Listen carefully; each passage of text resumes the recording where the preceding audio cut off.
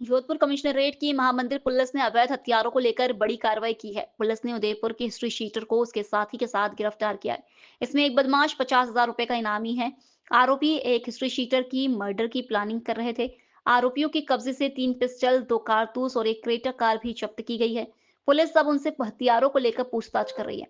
जोधपुर की पुलिस संगठित अपराधियों को चिन्हित करके कार्रवाई कर रही है। पुलिस को सूचना मिली थी कि कुछ आपराधिक तत्व यहाँ घूम रहे हैं। डीसीपी पीडी नित्या की मॉनिटरिंग में इस सूचना को बीट कांस्टेबल प्रकाश ने डेवलप किया। इसके आधार पर 50,000 की इनामी बदमाश उदयपुर निवासी हिस्ट्री शीटर नरेश वाल्मीकि और जैसलमेर निवासी अमन वाल्मीकि को गिरफ्तार किया गया है। उनके पास से 3 पिस्टल और 2 कारतूस बरामद हुए। आरोपी नरेश के खिलाफ अलग अलग थानों में करीब 37 मुकदमे दर्ज हैं। वहीं अमन के खिलाफ 6 मुकदमे दर्ज हैं। इनके खिलाफ 111 की धारा लगाई गई है, जो संगठित अपराधियों के खिलाफ लगाई जाती है। दोनों को भदवासिया इलाके से गिरफ्तार किया गया है। आरोपी नरेश के खिलाफ उदयपुर पुलिस ने 50,000 रुपए का इनाम घोषित कर रखा था। आरोपी इसके चलते फरार चल रहा था। आरोपी आने वाले समय में उदयपुर के ही हार्डकोर अपराधी प्रवीण कसेटा की हत्या की साजिश रच रहा था। प्रवीण अम्बा माता थाने का हिस्ट्री शीटर है। आरोपी जोधपुर में किन किन जगहों पर रहा, इसकी जानकारी जुटाई जा रही है। आरोपी कुछ दिनों तक शमशान घाट में भी रहा था। इसके चलते उसकी गतिविधियां संदिग्ध लगी तो पुलिस ने उन पर निगरानी रखना शुरू की। इसके आधार पर आरोपी को पकड़ा गया। पुलिस अब आरोपी के जोधपुर के में संपर्कों को पुलिस खंगाल रही है। आरोपियों ने पुलिस पूछताछ में बताया कि वो शादी में शामिल होने के लिए आए हैं।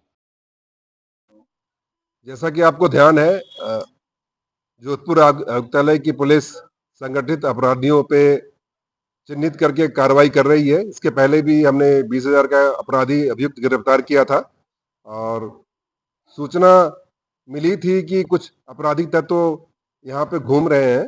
उस सूचना पे उसको बीट कांस्टेबल ने डेवलप किया है और उसके बाद उदयपुर पुलिस का जो हार्डकोर एचएस नरेश हरिजन, जिसके खिलाफ को 3 पिस्टल और 2 कारतूस इसके अलावा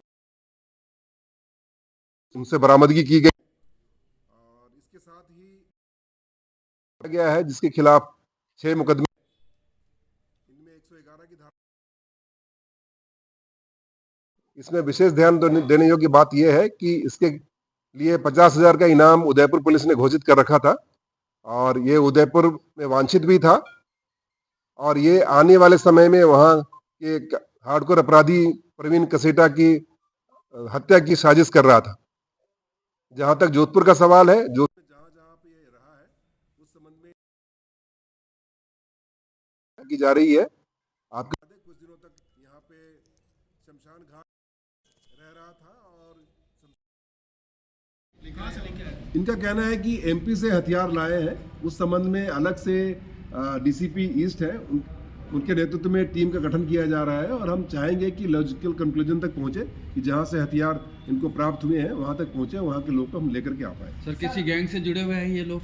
डेफिनेटली इनका खुद का ही गैंग है और जिनके खिलाफ ये कार्रवाई करना चाह रहे थे वो भी एक पर्टिकुलर गैंग के मेंबर हैं और हमने जो प्रकरण दर्ज किया है वो भी संगठित अपराध की धारा लगाई है कि गैंग के सदस्य रहने की धारा लगाई है। आने वाले समय में भी जो भी इस तरह के आपराधिक बैकग्राउंड के लोग हैं उनको चिन्हित करके उनके खिलाफ कार्रवाई की जाएगी। ये हमारी प्रतिबद्धता है। जोधपुर में कितने मुकदमे हैं इनके खिलाफ?